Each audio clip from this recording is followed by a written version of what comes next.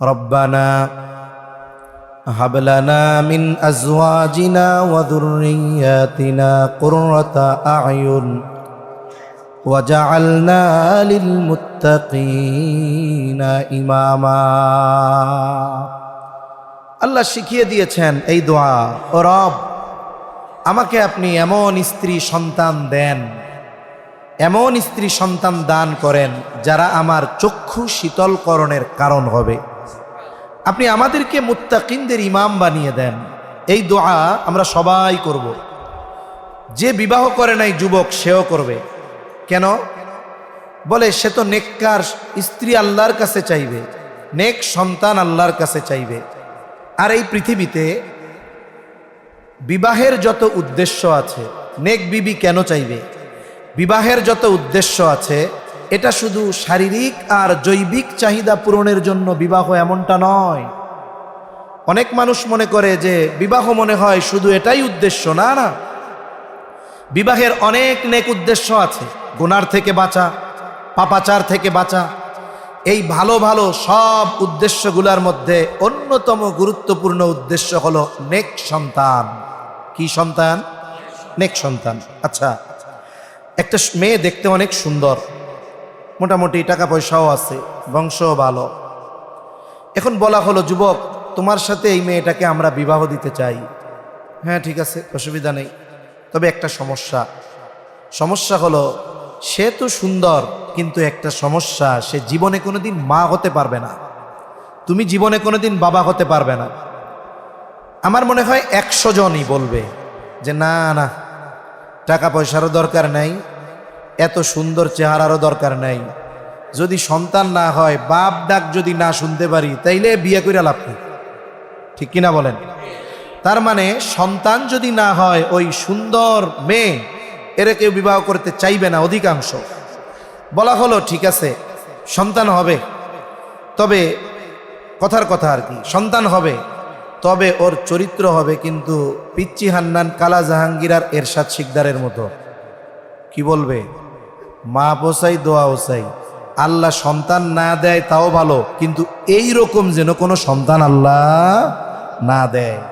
তাহলে দেখুন, বিবাহের অন্যতম উদ্দেশ্য শুধু সন্তান না। কি সন্তান? জোরে বলেন। নেক সন্তান। নেক সন্তানের জন্য কি দরকার? আমি কয়েকদিন আগে একটা লেখা পড়তেছিলাম। লেখার মূল কথা হলো এটা যে আধুনিক বিজ্ঞান বলতেছে যে সন্তানের ক্যারেক্টার, চরিত্র, এটা 90% গঠিত হয় তার মায়ের থেকে। সন্তানের চরিত্র গঠিত হয় কার থেকে? 90% চরিত্র গঠিত হয় কার থেকে? মায়ের থেকে।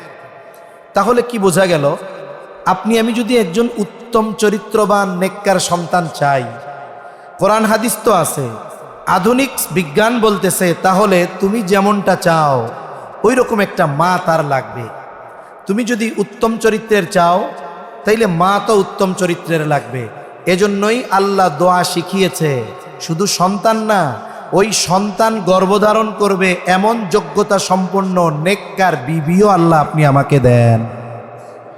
তাহলে সন্তান যদি নেক সন্তান চাই, এর তারবিয়াত শুরু হয় ওই বিবাহ থেকে নিয়ে। নেক একজন নেককার একজন বিবি, এখান থেকেই সন্তানের মূল তারবিয়াত শুরু। এর আগে তো দোয়া করছে। এজন্য রাসূল আকরাম সাল্লাল্লাহু আলাইহি ওয়াসাল্লাম কোন গুণ দেখে বিবাহ করবে নারীদের বিবাহ করা হয়, নবীজি সাল্লাল্লাহু আলাইহি ওয়াসাল্লাম জানিয়ে দিয়েছেন। রাসূল আকরাম সাল্লাল্লাহু আলাইহি ওয়াসাল্লাম বলেন, তুনকাহুল মারআতু লিআরবাঈন, 4টি জিনিস দেখে মেয়েদের বিবাহ করা হয়। 1 নাম্বার, দেখা হয় তার সৌন্দর্য। 2 নাম্বার, দেখা হয় তার বংশ। 3 নাম্বার, তার সম্পদ। 4 নাম্বার, দেখা হয় তার দিন। তবে নবীজি সাল্লাল্লাহু আলাইহি ওয়াসাল্লাম দ্বীনের ব্যাপারে বলেন, ফাযফার বিযাতিদ দ্বীন, তোমরা দ্বীনকে প্রাধান্য দাও। বাকি 3টা আছে, দেখতে সুন্দর, বংশ ভালো, সম্পদ অনেক, দ্বীনদারিত্ব নাই, সাবধান। তবে যদি এমনটা হয় দ্বীনদারিত্বের কমতি নাই, কিন্তু চেহারা একটু শ্যামলা, সম্পদ একটু কম, বংশ অনেক উচ্চ নয়, বিবাহ করে নাও। আশা করা যায় আল্লাহ তাআলা এই মেয়ের গর্ভে এমন সুন্দর সন্তান দান করবে যেই সন্তান তোমার চক্ষু শীতলকরণের কারণ হয়ে যাবে। স্বাভাবিকভাবে মানুষ বিবাহ পূর্ববর্তীকালীন সময় সে প্রায়োরিটি দেয় মেয়েটার চেহারা কেমন, দেখতে কেমন সুন্দর, কিন্তু বিবাহের পরে যখন সে বাস্তব জীবনে প্রবেশ করে তখন তার কাছে চেহারার সৌন্দর্যের চাইতে ক্যারেক্টারের সৌন্দর্যের দাম বেড়ে যায়।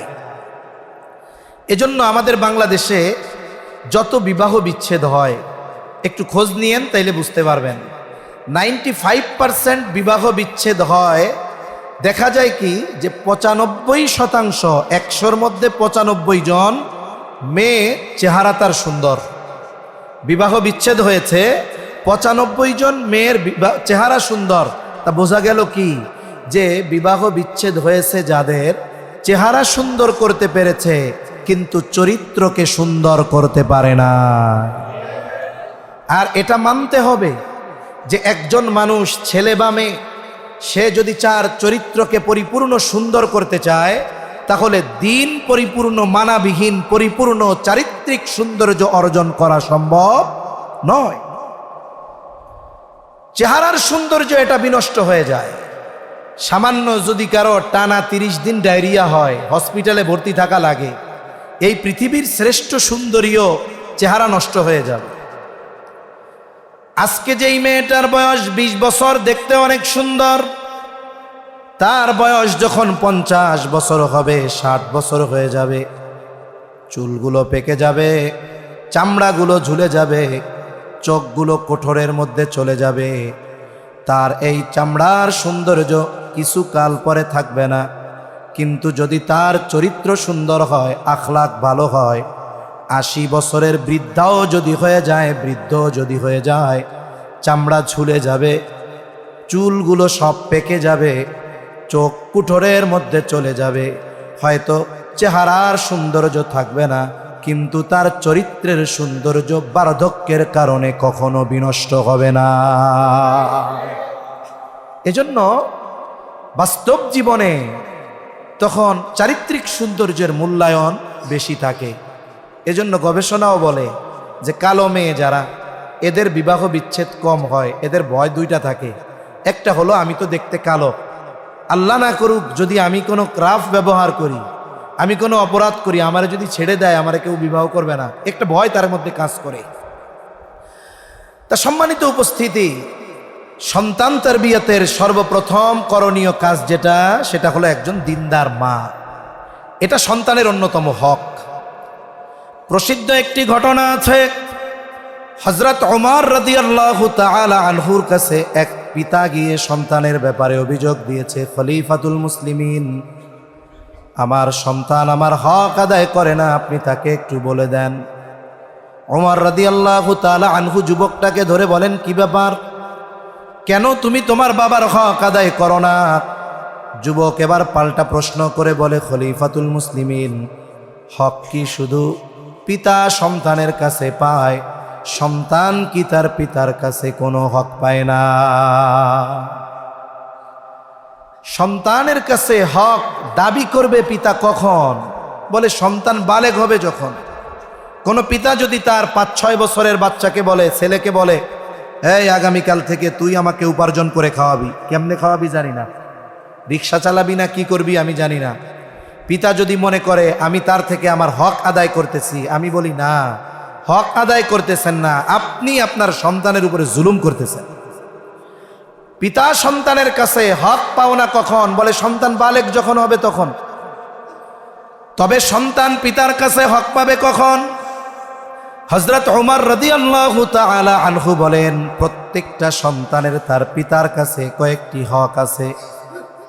তিনি যেই কয়েকটি হকের কথা বলেছেন তার মধ্যে সর্বপ্রথম তিনি বলেন, প্রত্যেক সন্তানের তার পিতার কাছে অন্যতম হক হলো একজন নেককার মা। সৌন্দর্য উচ্চবংশীয় শব্দ আসলে আবার আমার অন্য কিছু খালি মনে পড়ে। এদেশে মানুষ শুধু উচ্চবংশীয় হয় না, ছাগলও হয়, জানেন না? উচ্চবংশীয় ছাগলও হয় এদেশে। আর ওই এক ছাগল কাণ্ড থেকে কত কাণ্ড হয়ে গেল, সামনে আরো কত কাণ্ড হবে আল্লাহই জানে। তা সম্মানিত উপস্থিতি, একজন নেককার মা নেককার সন্তান গঠনের জন্য অন্যতম অপরিহার্য এক বিষয় হলো নেককার মা। সাথে সাথে একজন নেককার মা একজন নেককার সন্তান পাওয়ার অন্যতম মাধ্যম এবং সন্তানের হক। কেন বলে, মা যদি নেককার হয় তার চরিত্র সুন্দর হবে। আর বিজ্ঞানও বলতেছে যে সন্তানের চরিত্র গঠন হয় তার 90% গঠিত হয় তার মায়ের থেকে। বাবা ভালো খাওয়াতে পারে, পড়াতে পারে, বাসস্থানের ব্যবস্থা করতে পারে, কিন্তু চরিত্র গঠনে ভূমিকা রাখে মা। 2 নম্বর বিষয়, সন্তানের জন্য দোয়া করা, এটাও সন্তান তারবিয়তের প্রতিপালনের অন্যতম অপরিহার্য এক বিষয়। দোয়া হলো এমন এক পাওয়ারফুল জিনিস, বিশেষ করে সন্তানের জন্য মা বাবার দোয়া, এটা কখনো বিফলে যায় না।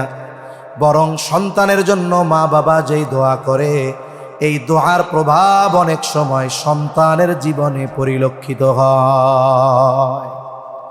কিন্তু অনেক অভিভাবক আছে, ছোট ছোট বাচ্চা সন্তান একটু দুরন্ত চঞ্চল, এই চঞ্চলতাকে সহ্য করতে পারে না, বিরক্ত হয়ে বদদোয়া করে সন্তানের জন্য। এই তুই মরগা, তোর মরা মুখ যেন না দেখি। আপনি যে বদদোয়া করতেছেন, আল্লাহ না করুক এই বদদোয়াটা যদি কবুল হয়ে যায়, তাহলে আপনার বদদোয়া অনুযায়ী যদি আপনার সন্তান মারা যায়, আপনি তো বুড়াকাল পর্যন্ত কাঁদবেন এই সন্তানের জন্য। তাহলে বদদোয়া কেন? যখন সন্তানের উপরে রাগও হবে, ওই সময় আমরা নেক দোয়া করব। কারণ কোরআন হাদিসে সন্তানের জন্য আল্লাহ এবং তার রসুল কোনো বদদোয়া শেখান নাই, সব নেক দোয়া শিখিয়েছেন। ঠিক কিনা বলেন? এজন্য আগে আপনি একা দোয়া করছেন, ও রব আমার একজন নেককার সন্তান দেন, বিবি দেন। এখন আল্লাহ তাআলা আপনাকে নেক বিবি দিয়েছে, কারণ বিবি বিহীন তো আর সন্তান হবে না। এখন আপনি একা নয়, স্বামী স্ত্রী দুইজন মিলে তাহাজ্জুদের সালাতে দাঁড়ায় যান, আল্লাহ তাআলার কাছে দুইজনেই দোয়া করেন, ও রব আমাদেরকে আপনি নেককার সন্তান দেন। আর আল্লাহ তাআলার কাছে নেক সন্তান চেয়ে দোয়া করা, এটা খলিলুল্লাহ ইব্রাহিম আলাইহিস সালামের আমল। ইব্রাহিম আলাইহিস সালামকে যখন আল্লাহ তাআলা নমরুদের অগ্নিকুণ্ড থেকে হেফাজত করেছেন, উনি ইরাকের বাবেল থেকে সফর শুরু করেছেন সিরিয়ার উদ্দেশ্যে। একে তো জলিলুল কদর পয়গম্বর, দ্বিতীয়ত মুসাফির, সফরের হালতে, 80 বছরের উপরে বয়স, দোয়া করতেছে রব্বি হাবলি মিনাস সলিহিন, ও রব আমাকে আপনি একজন নেককার সন্তান দেন।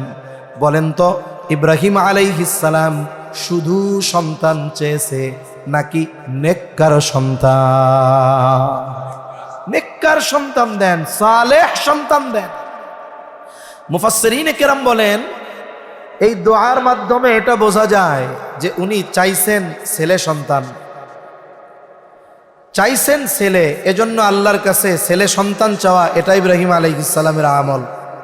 তবে একজন চাইলো ছেলে, দিছে আল্লাহ মেয়ে, রাগ হওয়ার সুযোগ আছে? আফসোস এই সভ্য সমাজেও অনেক মানুষ আছে যে পরপর 1টা 2টা 3টা মেয়ে যদি হয় রাগ হয়ে যায়। পুরুষ মানুষ রাগ হইল এক ব্যাপার, কিন্তু দেখা যায় মাও রাগ হইছে, দাদিও রাগ হইছে, অথচ ওনারা নিজেরাও নারী। কথা বুঝেন নাই? পুরুষ মানুষ রাগ হইল বুঝলাম, কিন্তু মেয়ে জন্ম নেওয়ায় মেয়ে কেন রাগ হবে? আর মূল কথা হলো, দুনিয়ার বিজ্ঞান যা বলে বলুক, ছেলে হোক মেয়ে হোক, দেওয়ার ক্ষমতা সন্তান ছেলে হোক মেয়ে হোক, এটার নিয়ন্ত্রণ দুনিয়ার কারো হাতে নয়। কার হাতে? আল্লাহ তাআলা বলেন, ইয়াহাবু লিমান ইয়াশাউ ইনাসান ওয়া ইয়াহাবু লিমান ইয়াশাউ যুকুর আও ইউযাউযুহুম যুকরানান ওয়া ইনাসা ওয়া ইয়াজআলু মান ইয়াশাউ আকিমা। আল্লাহ তাআলা যাকে চান তাকে মেয়ে দেন, যাকে চান তিনি ছেলে দেন, যাকে চান তিনি উভয়টাই দেন। আবার যাকে চান তিনি বন্দা বানায় রাখেন। এজন্য মূল বিষয় হলো আমরা নেক সন্তান চেয়ে আল্লাহ তাআলার কাছে দোয়া করব। তাইলে আল্লাহ চাইলে ছেলে দিতে পারেন, চাইলে মেয়ে দিতে পারেন, চাইলে উভয়টাই দিতে পারেন, চাইলে আল্লাহ নাও দিতে পারেন। এখন সন্তান হয় না, বলে চিকিৎসা করাবেন, করান। নবীজি বলেছেন অসুস্থ হলে চিকিৎসা করো। এখন আপনি চিকিৎসা করালেন, ডাক্তার পরীক্ষা নিরীক্ষা করার পরে বাংলাদেশের ডাক্তাররা বলতেছে আপনাদের কোনো সমস্যা নাই, কিন্তু কেন বাচ্চা কনসেপ্ট হয় না এটা আমরা জানি না। আপনি চিন্তা করলেন হয়তো বাংলাদেশের চিকিৎসায় কোনো ভুল আছে, তাইলে একটু ভারতে যাই। ভারতে গেছেন, একই ফলাফল। চিন্তা করলেন এবার আমি একেবারে সিঙ্গাপুরে চলে যাই।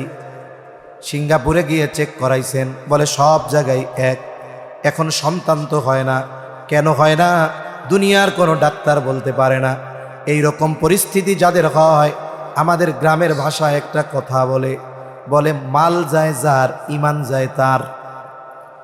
এবার আত্মীয় স্বজনের মধ্যে কিছু আছে ইমানটা দুর্বল, এই মানুষগুলো তাদের বলে শোনো, দুনিয়ার সব কিছু ডাক্তার ইঞ্জিনিয়ার দিয়া হয় না, কিছু জিনিসের জন্য ফকির কবিরাজ লাগে। বলার লোক আছে না নাই?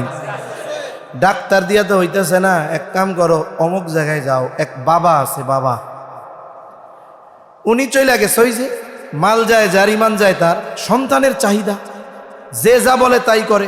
এখন গেছে, যাওয়ার পরে বলতেছে যে এই সমস্যা কি করা যায়? হ্যাঁ সব হয়ে যাবে। কি করতে হবে? আমার এই জায়গায় মহাপবিত্র ওরস মুবারক হয়, তুই এই জায়গায় একটা গরু মানত কর। বলেন তো মানত আল্লাহ ব্যতীত অন্য কারো জন্য মানত করা যায়? যায় না।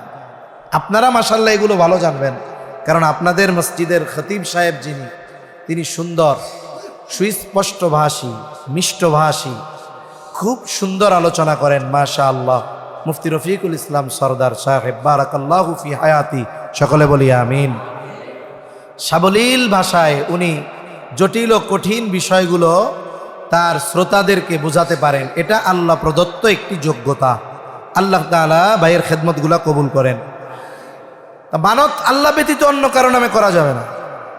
এরপরে বলে শোনো আরো কিছু কাজ আছে। কি আছে? কয় 20 ঘাটের পানি আনবা, 21 গাছের বরই পাতা আনবা, 23 গাছের গোলাপের কাঁটা আনবা, শ্মশানের মাটি আনবা, কবরস্থানের মাটি আনবা, এই আনবা সেই আনবা। কয় এইগুলা গুলাইয়া যদি গোসল করায় দেই তাহলে তোমার পোলাপান হয়ে যাবে। নাউজুবিল্লাহ কোন। এই বিশ্বাস যদি কেউ করে বসে যে এই লোক এগুলার মাধ্যমে সন্তান দিতে পারে, তাহলে কোরআনের ওই আয়াতকে সরাসরি অবিশ্বাস করা হয়ে যায়। এই ধরনের এক গ্রুপ ইমান হারায়, আর এক গ্রুপ চিন্তা করে সমস্যাও নাই, হয়ও না, তাইলে দিচ্ছে না কে? জোরে বলেন। তাইলে ওনার কাছ থেকে পাশ করানোর ব্যবস্থা করতে হবে। আল্লাহর কাছ থেকে পাশ করানোর ব্যবস্থা কি? কয় দোয়া। স্বামী স্ত্রী দুইজন মিলে চিন্তা করছে। মানে আমার জানা এক লোক আছে, আমি ওনার এই কথা মাঝে মধ্যে বলি। 4 দেশে চিকিৎসার জন্য গেছে, 4 দেশের ফলাফল এক, বাংলাদেশ সহ, যে কোনো সমস্যা নাই, কিন্তু হচ্ছে না কেন জানি না। এখন ওনারা কি করলেন? স্ত্রী তার গয়না বিক্রি করছে, স্বামী তার কিছু সম্পদ বিক্রি করছে।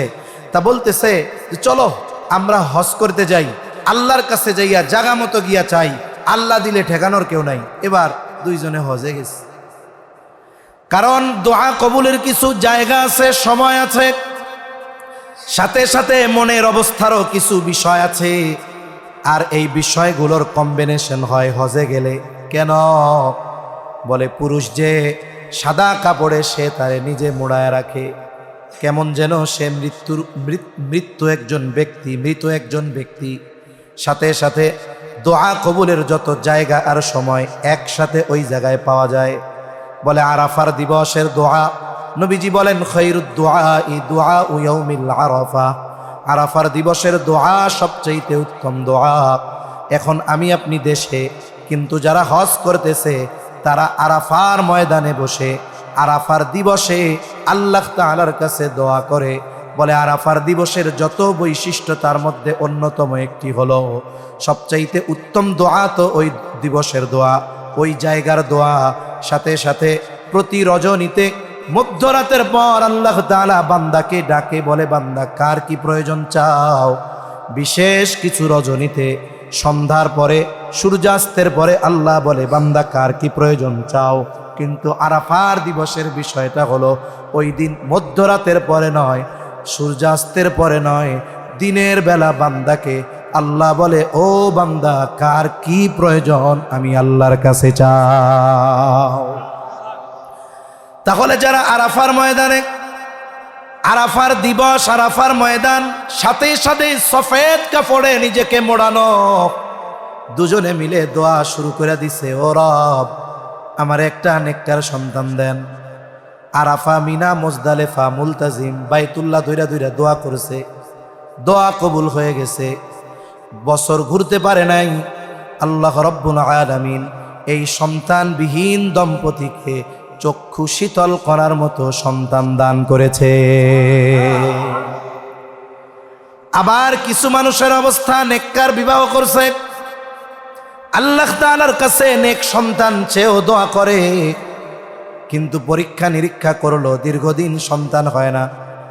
ডাক্তার বলতেছে দুর্ভাগ্য আপনাদের, আপনার স্ত্রী বন্ধা। আর স্বামীকে বলে আপনার স্পার্মের মধ্যে কোনো শুক্রাণু নাই, তাহলে আপনাদের দুইজনের কারো বাবা মা হওয়া সম্ভব নয়। এবার দুইজনে হতাশ যে স্ত্রী বন্ধা, স্বামীও অক্ষম। বলেন তো দুনিয়ার ডাক্তার বলতেছে অক্ষম, কিন্তু আল্লাহ যদি চায় উভয়ের মধ্যে সক্ষমতা দিতে পারেন কি পারেন না? আমাদের ঢাকা শহরের মধ্যে মাঝে মধ্যে দেখবেন অলরাউন্ডার ডাক্তাররা কিছু লোক দিয়া কার্ড বিলু করে।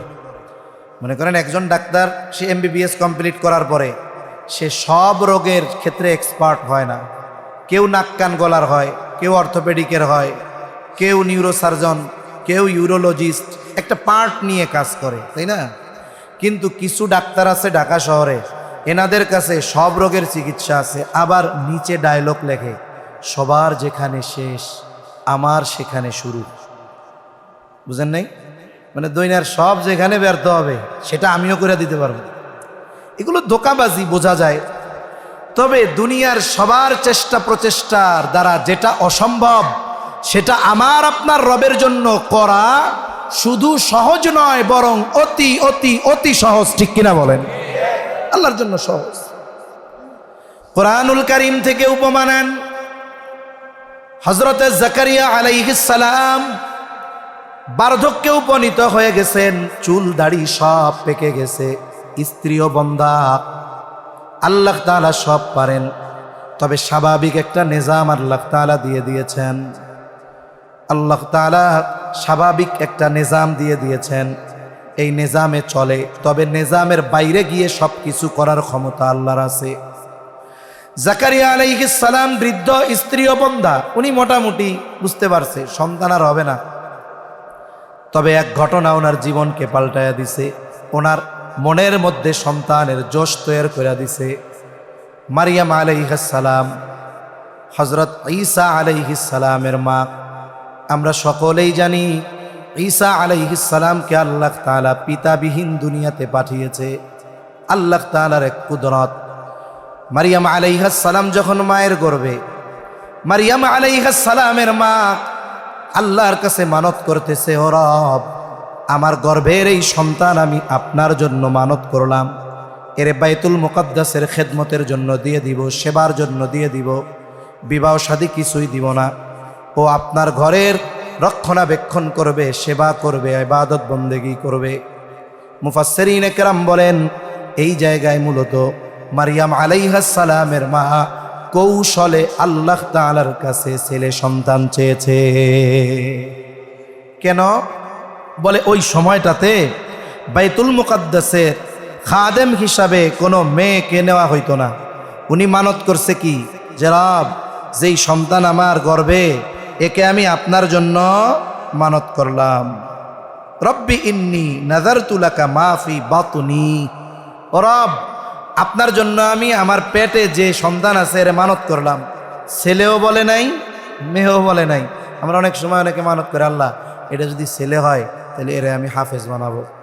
এখন হইছে মেয়ে, তাইলে মেয়েরে হাফেজ বানানো বা মাদ্রাসায় দেওয়া তার জন্য ওয়াজিব নয়, এটা পালন করা ফরজ ওয়াজিব না। কেন? সে তো শর্ত লাগাইছে ছেলে হইলে দিমু, তাইলে ছেলে হয় নাই, কিন্তু উনি তো বলছে কি গর্ভে যে সন্তান আছে এরে আপনার ঘরে আমি দিয়ে দিব, আপনার জন্য মানত করলাম। এখন সন্তান হইছে মেয়ে, কি হইছে? মেয়ে। উনি হায় হায় কি হইল এটা, আমি তো মানত করছি এরে আল্লাহর ঘরে দিমু, মানত তো করছে। তবে ওই সময়ের নিয়ম ছিল যে বাইতুল মুকাদ্দাসের জন্য কোনো মেয়েকে খাদেম বা খাদেমা হিসাবে গ্রহণ করা হইতো না, তবে মানত করছে। মারিয়াম আলাইহিস সালামের পিতা ইমরান, ওনার নামে সূরা আলে ইমরান। তো উনি ছিলেন বাইতুল মুকাদ্দাসের ইমাম। এখন উনি মারা গেছে, এখন বাইতুল মুকাদ্দাসের ইমাম হলেন ওনার খালু হযরত জাকারিয়া আলাইহিস সালাম। সন্তান যেহেতু আল্লাহর জন্য দিয়ে দিয়েছি, এখন এর প্রতিপালন আল্লাহর ঘরের যারা আছে তারা করবে। মারিয়াম আলাইহিস সালামের ব্যাপারে সবাই এতটা আগ্রহী হলেন যে উনি শিশু, ওনার জিম্মাদারি নেওয়ার জন্য সবাই তৈয়ার। এখন সবাই যেহেতু আগ্রহ প্রকাশ করতেছে, এখন কি দরকার? বলে তাইলে লটারি দাও। শোনেন, সব লটারি জায়েজ না, সব লটারি কি না জায়েজ না। স্বাভাবিকভাবে যেই লটারিগুলো পাওয়া যায়, অনেক সময় এখন তো মাইকে মাইকে লটারি বিক্রি করে বেড়ায়, বাইরেও দেখি, বলে অমুক জায়গায় মেলা হচ্ছে, লটারি হবে, 10 টাকা দিয়ে টিকিট কিনুন, পালসার মোটরসাইকেল জিতুন। এই যে লটারি, এগুলো হলো জুয়ার মতো, এগুলো হারাম। তবে লটারি মনে করেন ভালো কাজের লটারি, হুজুরে খাওয়াবেন, দাওয়াত দিবেন, মনে করেন কথার কথা, বিশেষ একদিন আপনারা দাওয়াত দিতে চান। এখন ওই দিন আরো 5 জন চাইতেছে যে আমিও দাওয়াত দিব, এখন 5 জনই কয় আমি দিব। এখন হুজুর তো একজন, উনি কি এক বেলা 5 বাড়ি খাইতে পারবে নাকি? পারবে? তাহলে লটারি দেন যে আজকে তাইলে আমি খাওয়াই। তা এই যে বিষয়গুলো, যে সবাই চাচ্ছে আমি দায়িত্ব নিব, সবাই চাচ্ছে আমি নিব, লটারি দেওয়া হইল। আল্লাহ তাআলা লটারিতে প্রত্যেকবার জাকারিয়া আলাইহিস সালামের নাম উঠলো। আল্লাহ তাআলা জিম্মাদারি জাকারিয়া আলাইহিস সালামের হাতে মারিয়াম আলাইহিস সালামের জিম্মাদারি দিলেন। কেন? উনি খালু, ওনার ঘরে আছে ওনার খালা, তাহলে অন্যান্য যারা আছে তাদের তুলনায় উনি ওই জায়গায় নিরাপদ বেশি, ওনার জন্য ওই জায়গাটাই বেশি কমফোর্টেবল হবে। আল্লাহ বলে নকাফা লাখা জাকারিয়া। এখন জাকারিয়া আলাইহিস সালামের জিম্মাদারিতে উনি আছেন। একটু বড় যখন হয়েছেন, মসজিদের পাশে ওনার জন্য একটা রুম বানায় দেওয়া হয়েছে। ওখানে উনি দিনের বেলা ইবাদত বন্দেগী করেন, আর রাতের বেলা উনি খালার কাছেই থাকেন। উনি আস্তে আস্তে প্রাপ্তবয়স্কা হয়ে গেছেন। যখন ওনার প্রাপ্তবয়স্কা হয়েছেন, তাফসীরের মধ্যে আসছে 13 অথবা 15 বছর বয়স, আর হাদিসের মধ্যে আসছে আহাদ্দুল বুলুগ, বালেগ হওয়ার সর্বশেষ সময়সীমা 15 বছর। কয় বছর? জোরে বলেন, আরো জোরে, কয় বছর? কিন্তু আমাদের দেশের আইন লেখা কয় বছর? 18 বছর। সমস্যাটা কি? কথায় কথা আসলো বলি, কষ্ট হচ্ছে না তো? আমি কক্সবাজার এক জায়গায় গেছি, ইনানি সি বিচের পাশে, আমার লেখাটা চোখে পড়ছে। লেখা 18 বছরের আগে সবাই শিশু, 18 বছরের আগে সবাই শিশু।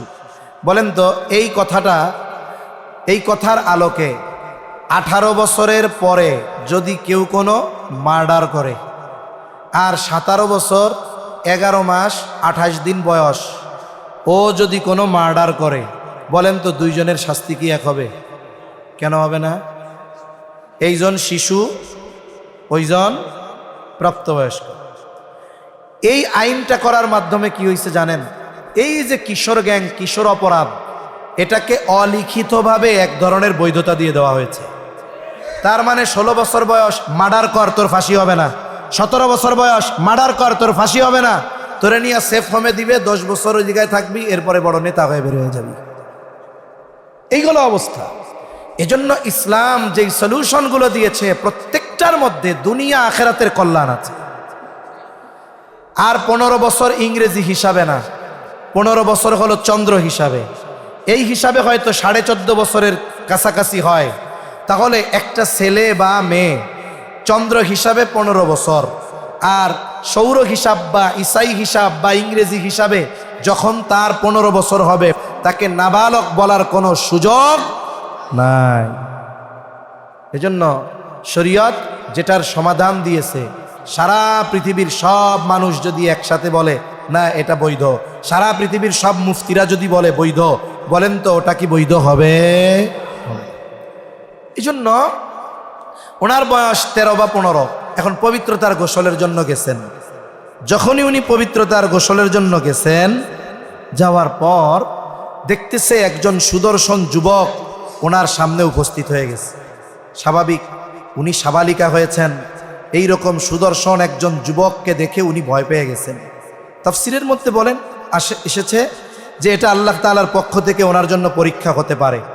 এখন এই যুবক সুদর্শন, চেহারায় আবার তাকওয়ার প্রভাব আছে। শুনেন, একটা মানুষ যত সুন্দর হোক, চামড়ার সৌন্দর্য, সে যদি পাপাচারী হয়, হারামে যুক্ত থাকে, চামড়া সুন্দর হয় কিন্তু চেহারার মধ্যে তাকওয়া আর ঈমানের নূর থাকে না। আরেকজন ব্যক্তি কালো দেখতে কিন্তু তিনি দিনদার, হারাম হালাল বেঁচে চলেন, মুত্তাকি, বলে কালো হতে পারে চামড়া কিন্তু ওই কালো চামড়ার মধ্যে ঈমানের নূর আর তাকওয়ার নূর চমকাইতে থাকে। উনি যখন দেখছে যে একজন সুদর্শন যুবক, সাথে সাথে উনি বলতেছে قالت إني أعوذ بالرحمن منك إن كنت تقيا, আমি দয়াময়ের কাছে তোমার ব্যাপারে আশ্রয় চাই, যদি তুমি, তোমার থেকে আশ্রয় চাই যদি তুমি আল্লাহ ভীরু হও। যদি পরীক্ষা হয় তাহলে এই পরীক্ষায় মারিয়াম আলাইহিস সালাম পাস। এইবার ফেরেশতা, সে তো মানব আকৃতিতে আসছে, সে বলে ক্বালা ইন্নামা আনা রাসূলু রাব্বিকি লিআহাবা লাকি গুলামান যাকিয়া, তুমি ভয় পেও না, আমি কোনো সাধারণ মানুষ নয়, আমি তোমার রবের প্রেরিত এক দূত। আল্লাহর পক্ষ থেকে, তোমার রবের পক্ষ থেকে তোমাকে একজন পবিত্র সন্তান দিতে এসেছি। কি বলো, কি কথা? মারিয়াম আলাইহিস সালাম বলেন, কি বলতেছো তুমি এইগুলা? ক্বালাত আন্না ইয়াকুনু লি গুলামুন ওয়া লাম ইয়ামসাসনি বাশারু ওয়া লাম আকু বাগিয়া। হায় রে, আমার সন্তান হবে কেমনে? কি বলো তুমি? আমাকে কোনো বাশার, কোনো মানুষ স্পর্শ করে নাই, কোনো পুরুষ স্পর্শ করে নাই, আমি ব্যভিচারিণীও নয়, তাহলে সন্তান কেমনে হবে? ফেরেশতা জবাব দেয়, ক্বালা কাযালিক, তোমার রব যেমনে চায় অমনেই হবে। আল্লাহু আকবার বলেন। তোমার রব যেভাবে চায় সেভাবেই হবে। শুনে রাখো, ক্বালা রাব্বুকি হুয়া আলাইয়া হাইয়িন, আর তোমার রবের জন্য এটা শুধু সহজ নয়, বরং অতি অতি সহজ। আমরা যেটা চিন্তা করি অসম্ভব, আল্লাহর জন্য এটা অতি অতি সহজ। এবার কি হলো? তাফসীরে আসছে, ওনার বুকের মধ্যে ফু দিয়ে দিল ফেরেশতা জিবরাইল আলাইহিস সালাম। এখন ওনার গর্ভে সন্তান ঈসা আলাইহিস সালাম, তা ওনার গর্ভে স্বাভাবিক নিজাম কি, অতীত থেকেই এই প্রচলন, যখন কোনো মেয়ে প্রেগনেন্ট হয়, সন্তান সম্ভব হয়, মুরব্বীরা, আত্মীয় স্বজন, ডাক্তারেরা বলে এখন থেকে ভালো ভালো খাওয়াবা, দুধ ডিম খাওয়াবা, আপেল আনার আঙ্গুর বেদানা এগুলো খাওয়াবা। কেন? বলে যদি মা পুষ্টি পায় তাহলে সন্তানও এর প্রভাব পড়বে, পুষ্টি পাবে, সুস্থ থাকবে। এই প্রচলন অতীত থেকেই ছিল, কিন্তু বিষয়টা তো অন্য জায়গায়। তাফসীরের মধ্যে আসছে, ঈসা আলাইহিস সালাম যখন মায়ের গর্ভে, এখন উনি প্রেগন্যান্ট, দুনিয়ার নিজাম অনুযায়ী ওনার ভালো খাবারের দরকার, ঠিক না? কিন্তু অবস্থা ভিন্ন।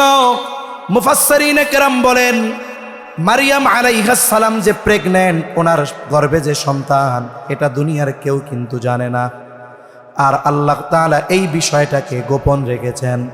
দুনিয়াতে যখন কেউ সন্তান সম্ভব হয়, সন্তান ভূমিষ্ঠ হওয়ার সময় যত নিকটবর্তী হয়, তার দেহের গঠন তত পরিবর্তন হয়। কিন্তু আল্লাহ তাআলা মারিয়াম আলাইহিস সালামের এই বিষয়টাকে স্বাভাবিক রেখেছেন।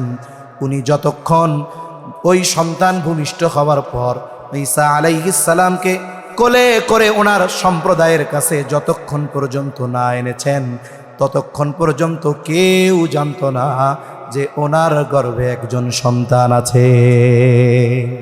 কেউ জানতো না, ওনার খালাও জানতো না, খালুও জানতো না, কোনো মহিলারা জানতো না, কোনো মানুষ জানতো না। এখন মানুষ যদি না জানে তাইলে কি ওনারে ভালো খাওয়াবে? খাওয়াবে বলেন? খাওয়াবে না তো। কিন্তু আল্লাহ তো জানে, এজন্য ওনারে ভালো খাওয়ানোর দায়িত্ব আল্লাহ দুনিয়ার কারো হাতে দেন নাই। এই দায়িত্ব স্বয়ং যিনি নিছেন তিনি কে? আল্লাহ দায়িত্ব নিছে। এখন জাকারিয়া আলাইহিস সালাম তো ওই যে অভিভাবক, দেখাশোনার দায়িত্ব। দিনের বেলায় যখন ওইখানে থাকে উনি দেখতে দেখতে আসেন যে কিছু লাগবে কিনা। এখন যখনই ঢুকে দেখে মারিয়ামের সামনে হরেক রকমের তরু তাজা অমৌসুমি গাছ পাকা তরু তাজা ফলমূল, গাছ পাকা তরু তাজা ফলমূল। ও সময় অনেক হয়ে গেছে, অল্প সময়, আর কষ্ট নেবেন না, কথা শেষ করে দিব। গাছ পাকা তরু তাজা ফলমূল, অথচ গাছেও নাই, বাজারেও নাই, ওই সময় তো কোল্ড স্টোরও নাই। উনি আবার জিজ্ঞাসা করতেছে, কুল্লামা দাখালা আলাইহা জাকারিয়াল মিহরাবা ওয়াজাদা ইনদাহা রিজকা। জাকারিয়া আলাইহিস সালাম যখনই ঢুকে তখনই দেখে হরেক রকমের তাজা ফলমূল, অথচ গাছেও নাই, বাজারেও নাই, কোথাও নাই। কিন্তু এই ধরনের ফল কেমন যেন এইমাত্র গাছ থেকে পাকা ফল ছিঁড়ে আনা হয়েছে, এরকম তরুতাজা ফল। জিজ্ঞাসা করতেছে, ক্বালা ইয়া মারইয়ামু আন্না লাকি হাযা। হে মারিয়াম, এগুলো তোমার জন্য কোথা থেকে আসলো, কই পাইলা? মারিয়াম আলাইহিস সালামের সহজ আর সোজা জবাব, ক্বালাত হুয়া মিন ইনদিল্লাহ। বলেন, এগুলো যার পক্ষ থেকে আসছে তিনি কে? মারিয়াম আলাইহিস সালাম বলে, আল্লাহ দিয়েছে এগুলো, অথচ গাছেও নাই, বাজারেও নাই, অমৌসুমি ফল। জাকারিয়া আলাইহিস সালাম এই কথা বিশ্বাস করছে তো করছেই, কারণ আমরাও এটা বিশ্বাস করি। বলেন তো, বাজারে থাকা লাগবে না, গাছে থাকা লাগবে না, কোল্ড স্টোরে থাকা লাগবে না, পৃথিবীর কোথাও থাকা লাগবে না। আল্লাহ যদি চায় তার কোনো বান্দাকে ওই ধরনের খাবার খাওয়াতে পারে কি পারে না? পারে। তবে এরপরেও আমাদের সংশয় থেকে যাবে, কি একজনরে মনে করেন আল্লাহ এরকম খাওয়াইছে, আপনি জিজ্ঞাসা করলেন পাইছস কইরে? এটা তো গাছেও নাই, বাজারেও নাই, কোথাও নাই, তুমি পাইলা কই? ও কইছে আল্লাহ দিয়েছে। আমরা কি বলবো? লাঠি হাতে নিয়া, আল্লাহ দিছে বুঝলাম, তুই পাইছস কই আগে এটা গহ। ঠিক কিনা বলেন? জাকারিয়া আলাইহিস সালাম আর কিছু জিজ্ঞাসা করেন নাই, কারণ ওনার ঈমান তো ওই পর্যায়ের যে আল্লাহ চাইলে দিতে পারে। এটা সিম্পল, সাধারণ ব্যাপার, এটা কোনো জরুরি আর কঠিন বিষয় না। তবে এটা দেখার পরে ওনার দিলের মধ্যে জোশ আসছে, জোশ আসছে। যেই রব মারিয়ামরে এইরকম গাছ পাকা ফল খাওয়াইতেছে, গাছেও নাই, কোথাও নাই, তাইলে ওই রব তো আমারে সন্তান দিতে পারে। আমার স্ত্রী বন্ধা, আমি বৃদ্ধ, তাতে কি? এইবার জোশ নিয়ে, আবেগ নিয়ে, একনিষ্ঠতার সাথে আল্লাহ তাআলার কাছে দোয়া করে। হুনালিকা দাআ জাকারিয়া রাব্বা ক্বালা রাব্বি হাবলি মিন লাদুনকা যুররিয়াতান তাইয়্যিবা। দোয়া করতেছে ওই রুমের মধ্যেই, ওইখানেই জোশ আসছে, দোয়া শুরু করছে। শুনেন, দোয়া কবুলের যত শর্ত আছে এর মধ্যে অন্যতম এক শর্ত হলো একনিষ্ঠতা, একাগ্রতার সাথে আল্লাহর কাছে চাওয়া। অন্যান্য শর্ত ঠিক থাকার সাথে সাথে এটাও ঠিক থাকতে হবে, কানেকশন ঠিক থাকতে হবে, নেটওয়ার্ক ঠিক থাকতে হবে, তাইলে এই দোয়া আল্লাহর কাছে কবুল হবে। এখন আমাদের দেশে অনেক সময় দোয়ার ক্ষেত্রে অবহেলা, অবজ্ঞা এগুলো পরিলক্ষিত হয়। বিশেষ করে অনেক জায়গায় মাহফিলে গেলে কয়, হুজুর আমাকে একটু তাবারক আছে। কি আছে? আচ্ছা দিয়া দেন। কয় না হুজুর, আগে দেওয়া যাবে না। তাহলে দোয়ার পরে দেন। না হুজুর, পরেও দেওয়া যাবে না।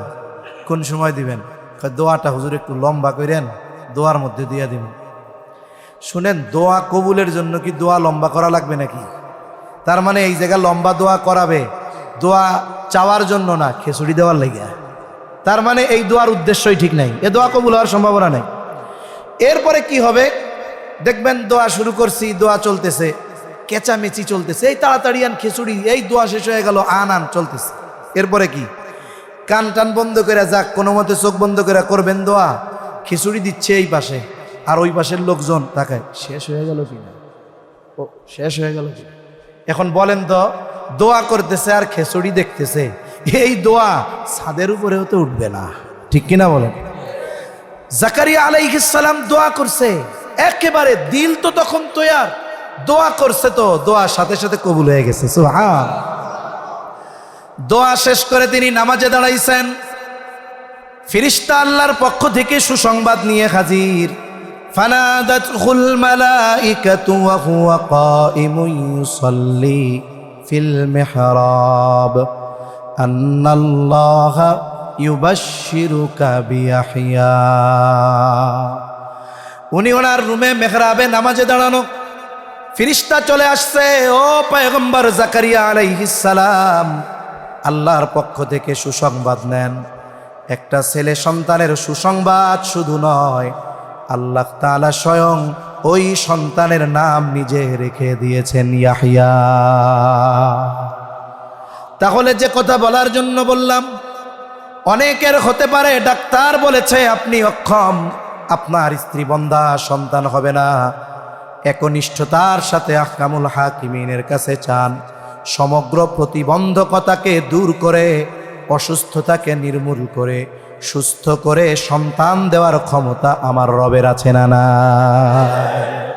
কিন্তু আমরা রবমুখী না, আমরা আসবাবমুখী বেশি হয়ে গেছি, এটা আমাদের জন্য সমস্যা।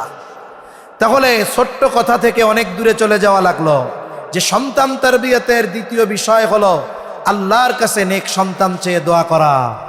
যে অবস্থায় হোক, নাই, অসুস্থ, হয় না, সর্ব অবস্থায় নেক সন্তান চাইব কার কাছে?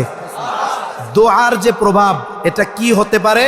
বলে ইব্রাহিম আলাইহিস সালাম রে আল্লাহ সন্তান দিয়েছেন ৮৬ বছর বয়সে। এরপরে সন্তান যখন বাবার সাথে চলার উপযুক্ত, আল্লাহ পরীক্ষা নিতে চাইলেন যে এত বয়সে সন্তান দিছি, মায়া কত সন্তানের প্রতি, একটু পরীক্ষা হোক। জবাই করার নির্দেশ দিলেন স্বপ্নের মাধ্যমে, তবে ওটা তো আল্লাহর নির্দেশ, ওহী। এখন ইব্রাহিম আলাইহিস সালামকে পরীক্ষা নেয় আল্লাহ। ইব্রাহিম আলাইহিস সালাম চিন্তা করে, দেখি তো, আল্লাহ তো বলছিল তোমারে হালিম দিছি, সহনশীল এক সন্তান দিয়েছি, দেখি আমার সন্তান আল্লাহর এই আদেশ মান্য করার ক্ষেত্রে কতটা সহনশীল।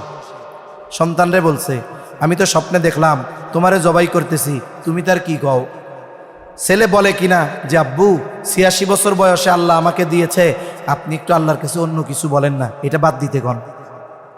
কিন্তু ছেলে তো হালিম, বলছে কে? জোরে বলেন কে?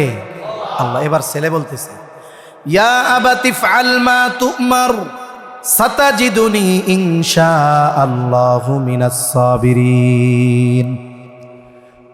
অন্য কোনো অপশন নয়, সরাসরি বলে, হে আমার পিতা, আপনি যেই ব্যাপারে আদিষ্ট হয়েছেন, যেই ব্যাপারে আপনাকে আদেশ দেওয়া হয়েছে, আপনি ওটাই করেন। জবাইয়ের নির্দেশ আল্লাহ তাআলা দিয়েছেন, আপনি জবাই করেন। ইব্রাহিম আলাইহিস সালামের অন্তরে কষ্ট লাগবে, চোখে পানি আসবে, কিন্তু বলেন তো, আল্লাহর নির্দেশে সন্তানকে জবাই করার ব্যাপারে তিনি পিছু হটবেন নাকি? সন্তানও জানে নির্দেশ তো আল্লাহ, কিন্তু আমার বাবার অন্তরে তো কষ্ট লাগবে, যে হারে সন্তানকে জবাই করতেছি, কষ্ট লাগবে। নবীজি সাল্লাল্লাহু আলাইহি ওয়াসাল্লাম, ওনার মতো ধৈর্য ধারণকারী, আত্মসংযমী মানুষ গোটা পৃথিবীতে কখনো আসে নাই, কিয়ামত পর্যন্ত আসবে না। অথচ নবীজির সন্তান যখন মারা গেছে, নবীজির চোখ বেয়ে টপ টপ করে পানি পড়ছে। তিনি জানেন এটা বাস্তব, এরপরেও ওনার কষ্ট। উনি পিতা তো, ইব্রাহিম আলাইহিস সালাম আল্লাহর আদেশ মান্য করবে, জবাই দিবে, আল্লাহর আদেশ মানবে, কষ্ট হবে। সন্তান কেমন যেন এবার উল্টা বাবারে সান্ত্বনা দিচ্ছে, ও আব্বু পেরেশানি কইরেন না, সাতাজিদুনি ইনশাআল্লাহু মিনাস সাবিরিন। আপনি আল্লাহর পক্ষ থেকে যে নির্দেশ প্রাপ্ত হয়েছেন সেটাই করেন, আপনি আমাকে ধৈর্যশীলদের অন্তর্ভুক্ত পাবেন।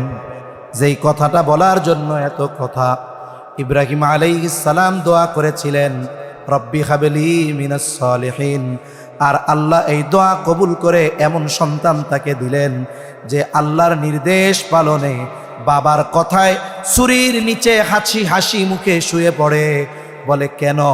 এটা হলো ওই যে নেক সন্তান চেয়ে দোয়া করেছে, এই দোয়ার প্রতিফলন। আমাদের সন্তানদের ব্যাপারে আমাদের অনুযোগ অভিযোগ, হুজুর সন্তান কথা শুনে না, ডানে বলতে চাইলে ডানে যাইতে বললে বায়ে যায়, বামে যাইতে বললে ডানে যায়, একটা কথাও শুনে না। তখন আমার বলতে মন চায়, কেন শোনে না? আপনি তো সব দিছেন। বলে হুজুর যা চাইছে তাই দিছি, কিন্তু বলতে মন চায় এই সন্তান হওয়ার আগ থেকে সন্তান চেয়ে চেয়ে তাহাজ্জুদের যায় নামাজে কয়বার বলেছেন রব্বি হাবলি মিনাস সালিহিন। এটা নিজের জিজ্ঞাসা করেন। আপনি তাকে আরাম আয়েশ দিছেন, ভালো পোশাক দিছেন, টাকা দিছেন, এসি লাগায়া দিছেন রুমে, কিন্তু কয়দিন এই দোয়া করছেন? এটাও নিজেকে জিজ্ঞাসা করার দরকার আছে না নাই? তাহলে এই দোয়া এটা সন্তানের জীবনে প্রভাব ফেলে, এটা সন্তান প্রতিপালনের অন্যতম বিষয়। এবার সন্তান দুনিয়ায় আসলো, কথা শেষ। এবার দুনিয়ায় আসার পরে দায়িত্ব কি? আল্লাহ বলছে, হে ইমানদারেরা, নিজে জাহান্নাম থেকে বাঁচো, অধীনস্থদের বাঁচাও। নিজে কেমনে বাঁচবা? বলে ঈমান আনার মাধ্যমে অনন্তকাল তো বাঁচলা, এটার নিশ্চয়তা পাইলা। তবে যদি আরো ক্ষণস্থায়ী শাস্তি থেকে বাঁচতে চাও, তাইলে আল্লাহ তাআলার হুকুম আহকাম পরিপূর্ণ মেনে চলার মাধ্যমে নিজেকে জাহান্নাম থেকে বাঁচাও। তবে আদেশ তো আর একটা আছে, অধীনস্থদেরকেও বাঁচাও। এখন বাপ চিন্তা করছে, আরে শীতের রাত, আমার ছেলে ঘুমায় আছে, এই শীতের মধ্যে ছেলেরে ডাক দিয়া লাভ কি? ব্যাংক টাউন মসজিদে ফজরের নামাজ ইমামের সাথে 2 রাকাত ফরজ আমি পড়ব, আর আমার ছেলে যেন জাহান্নামে না যায়, এই জন্য ওর 2 রাকাত ফরজ আমি পড়ে দিয়ে আসবো। হবে? জোরে বলেন হবে? হবে না। তাহলে কি করতে হবে? আপনি ছেলের নামাজ পড়তে পারবেন না, ওর রোজা রাখতে পারবেন না, ওর হজ করতে পারবেন না, যাকাত দিতে পারবেন না, তবে ওকে পড়ানোর জন্য যা করা দরকার সব করতে পারবেন। তার মানে নিজে চলতে হবে, অধীনস্থদেরকে চালানোর সব বন্দোবস্ত নিতে হবে। এখন কি করতে হবে? জন্ম নেওয়ার পর সন্তান বলে 4 বিষয়ের কাজ করেন। 1 নাম্বার, সন্তানকে গড়ে তোলার জন্য দ্বীনের উপরে তাকে ঈমানের শিক্ষা দেন। কিসের শিক্ষা? ঈমান আকীদা। 2 নাম্বার, তাকে উত্তম আখলাক, উত্তম চরিত্রের শিক্ষা দেন। 4 নাম্বার, ইলম শেখান। 3 নাম্বার, ইলম শেখান। 4 নাম্বার, আমল শেখান। বলে এই 4 জিনিসের মাধ্যমে অধীনস্থ বা সন্তানদের জাহান্নাম থেকে বাঁচানোর চেষ্টা করেন। আপনি ঈমান শিখাইছেন, ইলম শিখাইছেন, আখলাক শিখাইছেন, আমল শিখাইছেন। এখন ছেলে বড় হয়ে ইউনিভার্সিটিতে গেছে, ও আল্লাহ না করুক বদ্দিন হয়ে গেছে, নাস্তিক হয়ে গেছে। আল্লাহ আপনাকে কিয়ামতে ধরবে না যে কেন তোমার ছেলে নাস্তিক হইল।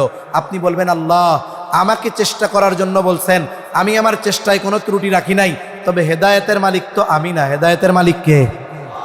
তাহলে চেষ্টায় ত্রুটি থাকা যাবে না। নূহ আলাইহিস সালামের সন্তান ইমানদার না কাফের? আহা, বারবার বাবা বলছে ঈমান আনো, নৌকায় উঠো, নাইলে কিন্তু শেষ। বলে না, উঁচু পাহাড়ের চূড়ায় যাব, পানি কিছু করতে পারবে না। ওই প্লাবন তো আর সাধারণ প্লাবন না, গোটা পৃথিবী নেট অ্যান্ড ক্লিন করে ফেলছে, আল্লাহ বাঁচতে পারে নাই। সন্তান ঈমান আনে নাই। নূহ আলাইহিস সালাম সন্তানকে দ্বীনের উপরে আনার কোশিশ, চেষ্টা, এক্ষেত্রে কোনো কমতি করছে? সেই জন্য আল্লাহ কিয়ামতে বলবে না, আপনি জলিলুল কদর পয়গম্বর, 950 বছর হায়াত দিছি আমি, আপনার সন্তান কেন জাহান্নামী হলো, জবাব দেন। বলে না, এটা জিজ্ঞাসা করবে না। কেন? কারণ নূহ আলাইহিস সালাম সন্তানকে দ্বীনের উপরে আনার চেষ্টা সর্বোচ্চ করেছেন, কিন্তু হেদায়েতের মালিক নূহ আলাইহিস সালাম না, হেদায়েতের মালিক আমার আপনার নবীজিও নয়, হেদায়েতের মালিক কে? তবে চেষ্টা যদি না করি ধরা পড়তে হবে। চেষ্টা যদি করি, সন্তান যদি লাইনচ্যুত হয়ে যায়, কিয়ামতের দিন বাঁচা যাবে। এখন কথা হলো, জবান খুলে বলেন, নিজে জাহান্নাম থেকে বাঁচা ফরজ, সন্তানদেরকে জাহান্নাম থেকে বাঁচানোর জন্য ঈমান, আকীদা, আখলাক, ইলম, আমল এগুলো শেখানো কি? জোরে বলেন, আরো জোরে, আরো জোরে কি? আমি একটা একটা বলবো, আপনারা জোরে জোরে বলবেন। বলেন, ঈমান আকীদা শেখানো কি? আখলাক শেখানো কি?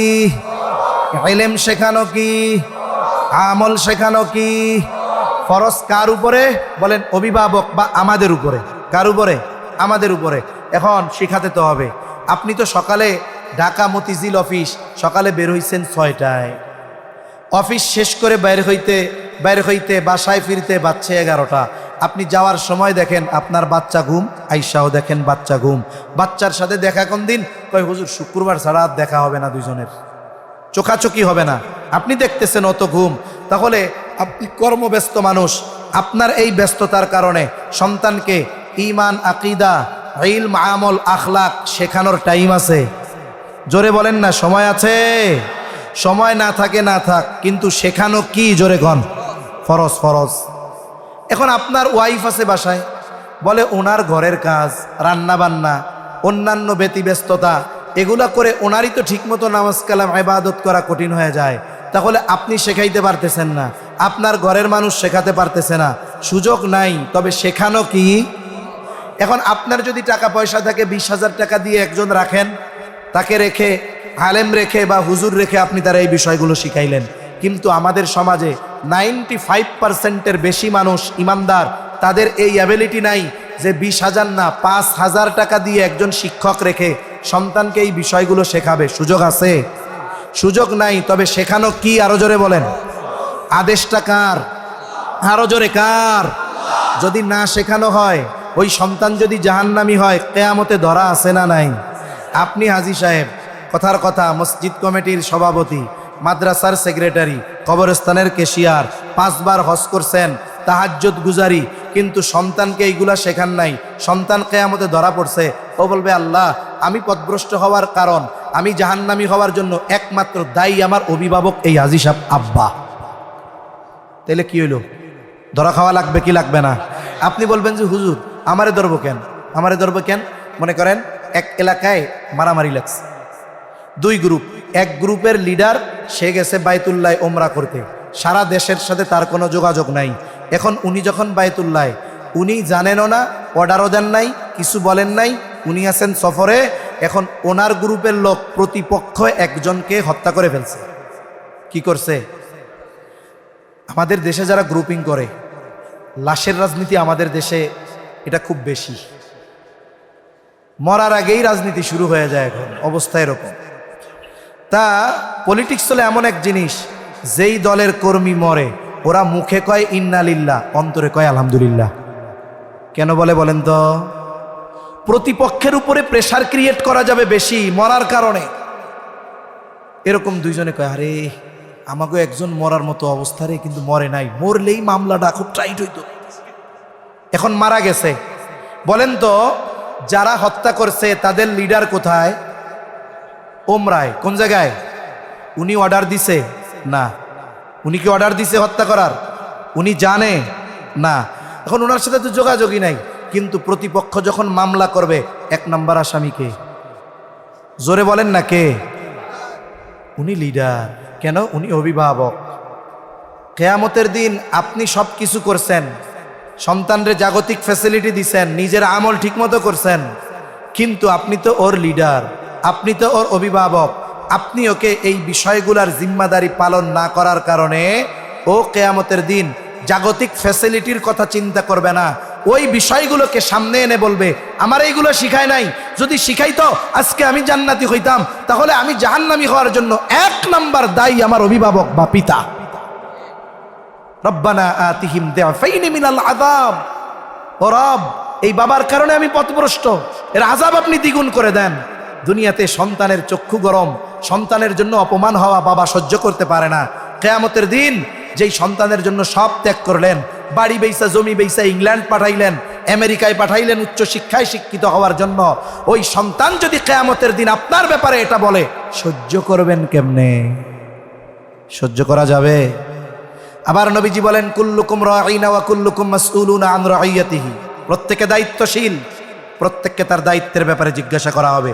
এখন কিয়ামতের দিন আল্লাহ জিজ্ঞাসা করবে, ও আব্দুল্লাহ, আল্লাহর বান্দা, তোমার ছেলেরে তুমি কি মুরগির রোস্ট খাওয়াইছিলা? তুমি কি তাকে বড় শোরুম থেকে জামা কিনে দিয়েছিলা? তুমি কি তার স্কুলে যাওয়ার জন্য গাড়ি কিনে দিয়েছিলা? গরমের দিন তার রুমে একটা এসি লাগায়া দিয়েছিলা? এগুলো আল্লাহ জিজ্ঞাসা করবে। জোরে বলেন করবে? কি জিজ্ঞাসা করবে? দিন শিখাইছিলা? আমল করাইছিলা? নামাজের জন্য আদেশ দিছিলা? নবীজি জানাইছিল 7 বছরে আদেশ দাও, 10 বছরে নামাজ না পড়লে প্রহার করো। তুমি তাকে নামাজের জন্য আদেশ বা চাপ বা এগুলো কি শিখিয়েছিলা? জিজ্ঞাসা করবে এইগুলো। যদি জবাব দিতে না পারি কিয়ামতে ধরা আছে না নাই? তাহলে বলেন এই বিষয়গুলোর তারবিয়ত সন্তানকে দেওয়া ফরজ। সন্তানকে দেওয়া কি ফরজ? আমি পারতেছি না, আমার স্ত্রী পারতেছে না, অ্যাবিলিটি নাই, বলে শেখানোর জন্য কি আছে? বলে এই যে ব্যাংক টাউন জামে মসজিদের সাথে যেই মাদ্রাসা, এই মাদ্রাসাই ওই বিষয়গুলো শেখানো হয় সন্তানদের, যেই বিষয়গুলো আমার আপনার উপরে সন্তানকে শেখানো ফরজ ছিল। ঠিক কিনা বলেন? এখন আমি বলি, আপনি বলেন হুজুর আমার তো ইচ্ছা ছেলেটারে ইঞ্জিনিয়ার বানাবো, ছেলেটাকে ডাক্তার বানাবো, কিন্তু এখন যদি মাদ্রাসায় দেই হবে? জেনারেল কি শিখবে? চ্যালেঞ্জ দিলাম, স্কুলে 3, 4, 5 পর্যন্ত বাংলা ইংরেজি যা শিখে তার চাইতেই মাদ্রাসায় বেশি শিখবে। সাথে সাথে অন্য কোনগুলো শিখবে? বলে মূল জরুরি যেইটা, ঈমান শিখবে, আখলাক শিখবে, ইলম শিখবে, আমল শিখবে। ঠিক কিনা বলেন? এখন আপনি এগুলো শিখাইছেন, যথাযথভাবে ওস্তাদরা তারে তৈরি করছে, এখন আপনার মন চাই ইঞ্জিনিয়ার বানাবেন। এখন আপনি লেখাপড়া করাইয়া সুন্দর মতো তাকে পাঠাইয়া দিলেন দেশের বাইরে, সে এখন উচ্চশিক্ষায় শিক্ষিত হওয়ার জন্য গেছে, ডাক্তার ইঞ্জিনিয়ার হওয়ার জন্য গেছে। কিন্তু আপনি কি করছেন? এই যে দ্বীনের বুঝ, দ্বীনি ভ্যাকসিন যে তারে দিয়ে দিছেন, সে এখন পাপের পরিবেশে যাবে, কিন্তু পাপের গন্ধ তার গায়ে লাগবে না। যেমন যারা সিগারেট খায়, সিগারেট খাওয়া লোক আছে না নাই? আছে। এটা এমন এক জিনিস, দুনিয়ার একমাত্র জিনিস, এইটা খাইলে মরণ হবে, এরপরেও পাবলিক টাকা দিয়া কিনা খায়, তাই না? ছোটবেলায় দেখছি, স্মরণ আছে যে এক সময় ছিল ধূমপান স্বাস্থ্যের জন্য ক্ষতিকর, এটা লেখা থাকতো। ওই সিগারেটটার দাম 2 টাকা ছিল, এখন ওই সিগারেটটার দাম 20 টাকা। ইসে লেখা কি? ধূমপান মৃত্যু ঘটায়। সরাসরি এটা লেখা আছে না? আগে স্বাস্থ্যর ক্ষতি হইতো, দাম ছিল কয় টাকা? এখন মৃত্যু ঘটায়, দাম কয় টাকা? তার মানে দুনিয়ার একমাত্র জিনিস যেটা মানুষ বুঝে শুনে আনন্দের সাথে খায় মরার জন্য, এটার নাম হলো সিগারেট।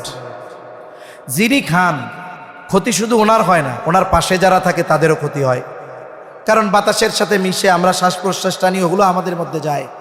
আবার দেখুন অনেকে খায় না, শীতের দিন বাজারে চায়ের দোকানে বসছে, আর একজন চা খাচ্ছে, এক চুমুক চা, এক টান সিগারেট, উনি ধোঁয়া ছাড়তেছে, পাশে মুসল্লি সুন্দর মতো চাদর টাদর গায়ে দিয়া বসছে, উনি শুধু চা বিস্কিট খেয়ে বাড়িতে চলে গেলেন। কিন্তু ওই যে সিগারেট যিনি খাচ্ছেন, তার ধোঁয়ার গন্ধ ওনার গায়ে লাগছে।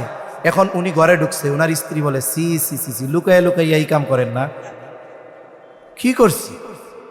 ফজরের নামাজ পড়ে আইছেন, সাথে বিড়ি সিগারেটও খাওয়া ধরছেন, আর এই বুড়াকালে কি শুরু করছেন আপনি এগুলা? মরার ভয় নাই? না না না, আমি তো খাই নাই, আপনি খাইছেন। তারপরে কয় হ্যাঁ, এই যে আমার পাশে একজন ছিল, চা খাওয়ার সময় সে সিগারেট খাইতেছিল, ধুমা আসতেছিল, তাইলে ওইটার গন্ধ গায়ে লাগছে। তার মানে এই যে গন্ধ না খাইলেও গায়ে লাগে। বলে পাপের পরিবেশ হলো এরকম যে পাপ না করলেও পাপের গন্ধ, পাপের ছোঁয়া গায়ে আসতে চায়। কিন্তু আপনি যদি সন্তানকে ঈমান শিখাইয়া, আখলাক মজবুত করে, ইলম শিখায়া, আমল শিখায়া, এরপরে আপনি যদি তারে ছেড়ে দেন, ওর অবস্থা কেমন হবে? বলে কাদার মধ্যে এক ধরনের মাছ চলে, বাইন মাছ থাকে কাদার মধ্যে, মাগার উঠানোর পরে গায়ে কাদা পাওয়া যায় না। কেন পাওয়া যায় না? ও কাদার মধ্যে চলতে থাকে। এখন আপনার সন্তান পাপের মধ্যে চলবে, কারণ ওর গন্তব্য ওই জ্ঞান অর্জন করতে হবে। এখন জ্ঞানের পথে তো শুধু ভালো না, মন্দ বিষয় আছে, নাস্তিক আছে, অশ্লীলতা আছে, জেনা ব্যভিচার আছে। বলে এগুলোর মধ্য দিয়ে ও ওর গন্তব্যে ছুটে চলবে।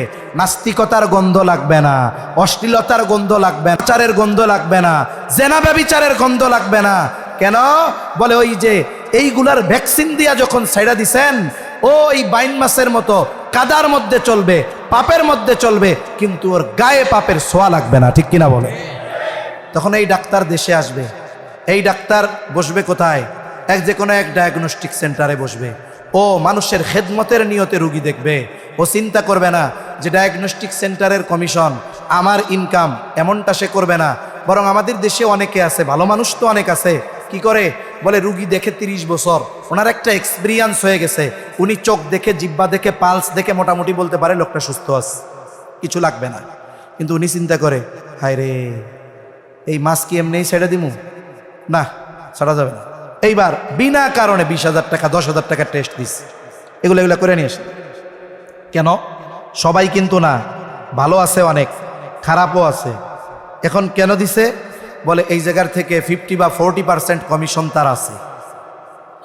মনে করেন সে ওই প্রথম যেটা নিল 800 টাকা ভিজিট, এরপরে আরো পাইল কত? 4000 বা 5000।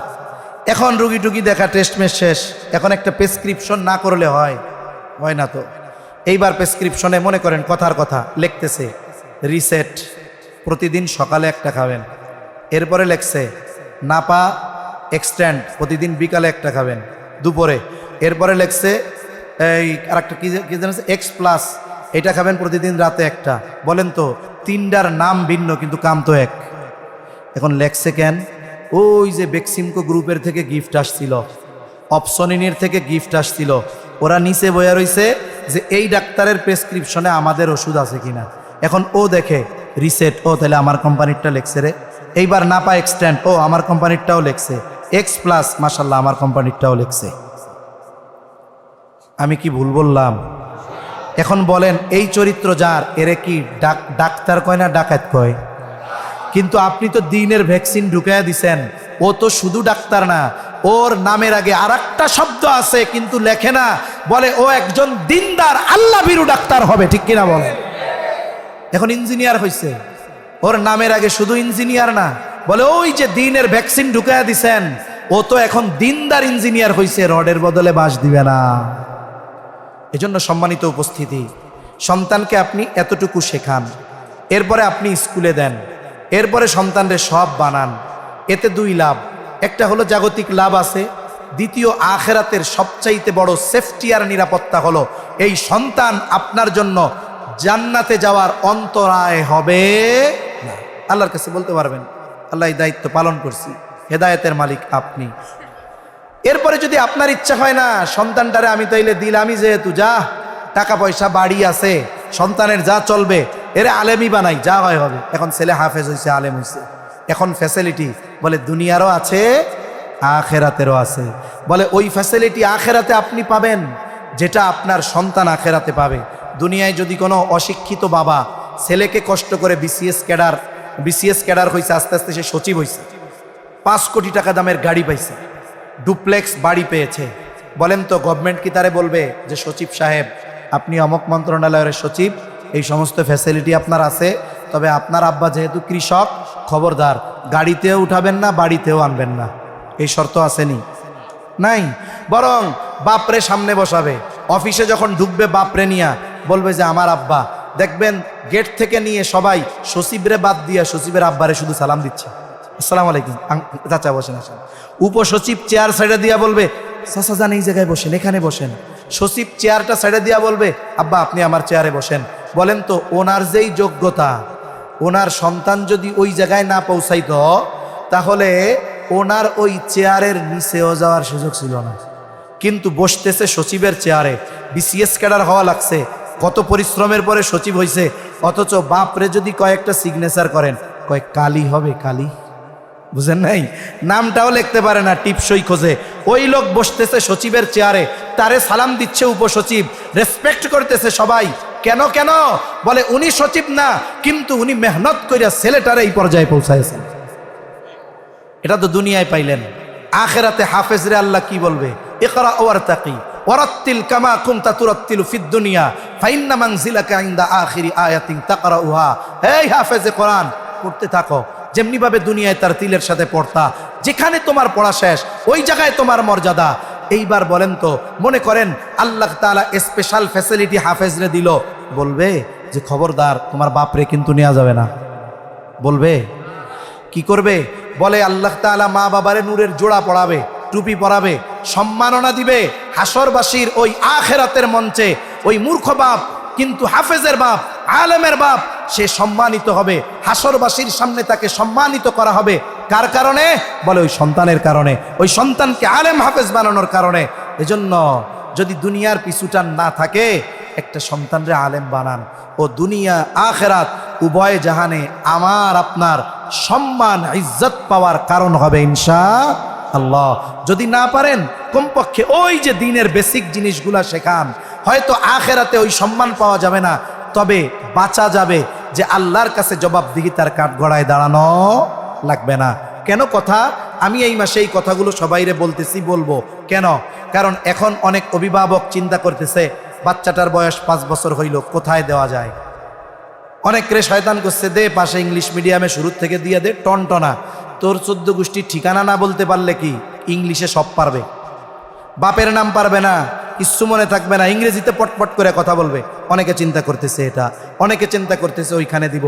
আমি বলি দেন, ওই বিষয়টাই যদি আপনি এই মাদ্রাসায় পান, সাথে সাথে আপনার উপরে যেই অর্পিত ফরজ দায়িত্ব আছে সেটাও যদি পালন করার সুযোগ থাকে, তাহলে এই ধরনের প্রতিষ্ঠানে দিলে আমার দুনিয়াও নিরাপদ, আখেরাতও নিরাপদ।